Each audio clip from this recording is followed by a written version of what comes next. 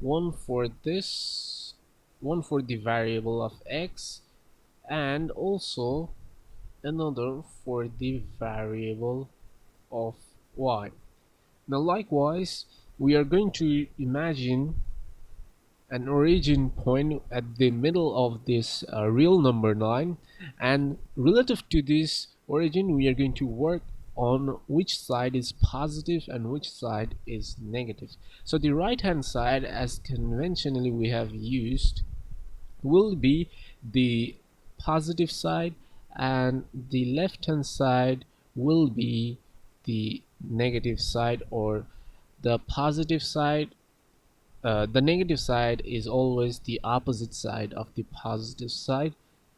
Then similarly for this y variable, we are going to consider that the right hand side represents all the real numbers that are positive or greater than 0, and the left hand side represents all the real numbers that are less than 0.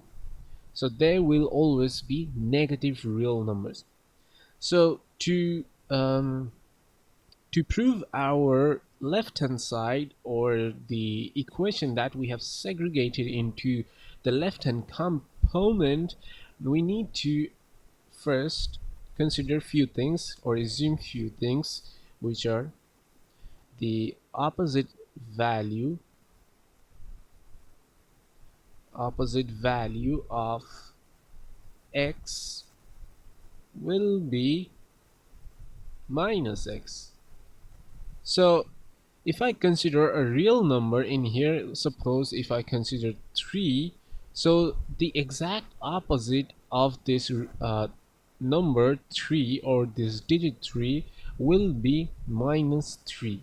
So that's what I'm saying. So if we consider x to be a number, I mean x to be a variable which is pointing to a constant at a specified time, or a defined time, then we will have to consider that the opposite x will be a negative x that's lying on the opposite side, which is the negative side or left hand side of the real number.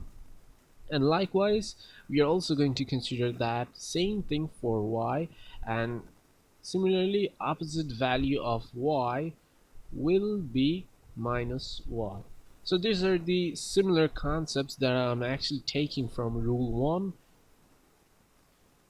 or I mean they are actually homogeneous. They don't necessarily belong to the they don't necessarily belong to any rule, but they do have their application in all the rules. And we are also going to use these forms of using positive x and minus x, or the opposite of positive x, in most of these rules.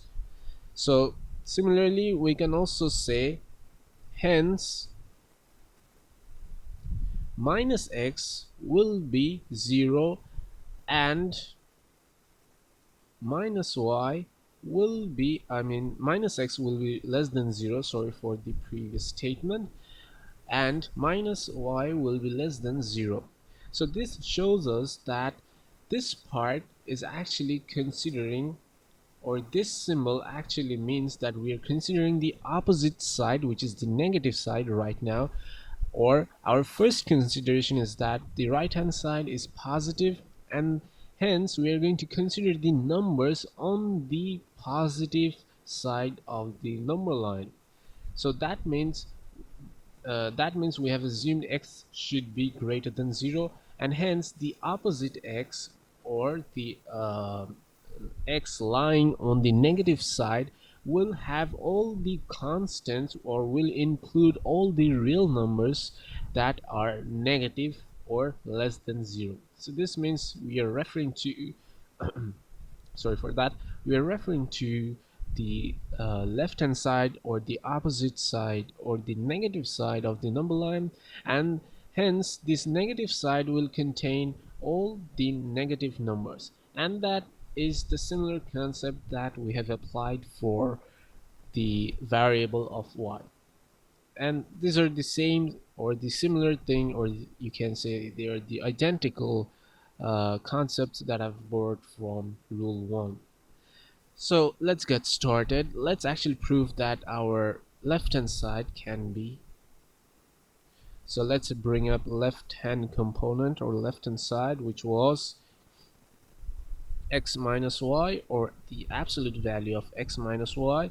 And because here is the interesting part, because we are now considering, or for this particular component, or for this particular uh, um, equation, or half of the equation, we're now going to apply all the negative numbers inside this component. So how do we do that?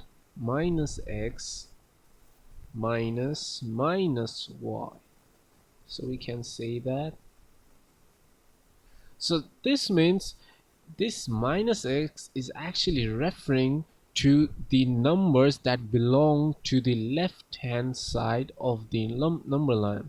And similarly, this or minus y is referring to all the numbers, or all the real numbers on the left hand side, which is the negative side, or the left hand side contains all the negative real numbers for the variable y, and similarly it also contains all the negative real numbers for the or in the left hand side of the real number line. So we can see that this becomes something like y minus x, and then we can apply the bars, which means y minus x, or the absolute value of y minus x. So this proves that left hand side is equivalent, or I mean equals to the right hand side. So let's go to step 3. Now step 3 will be a little more interesting, because we're going to see how to apply the first rule inside the second rule. So let's assume similarly that when when x is negative, which is x is negative, and similarly y is negative, hence y is less than 0. I think you can understand this. And just like the previous step, in which we have seen that we have worked out which side contains the positive line, or which side contains the positive real numbers, and which side contains the negative real numbers. So similarly we can draw those number lines so that we don't mess up everything. I don't have to actually draw them, because you can refer back to the previous real number lines. So I've drawn two number lines, and let's apply the origins. So this side is positive as usual, this side is also positive as usual, and hence we can say, or we can now assume, after we have drawn the number line, that the opposite value of x will be minus x, and hence for y it will be minus y.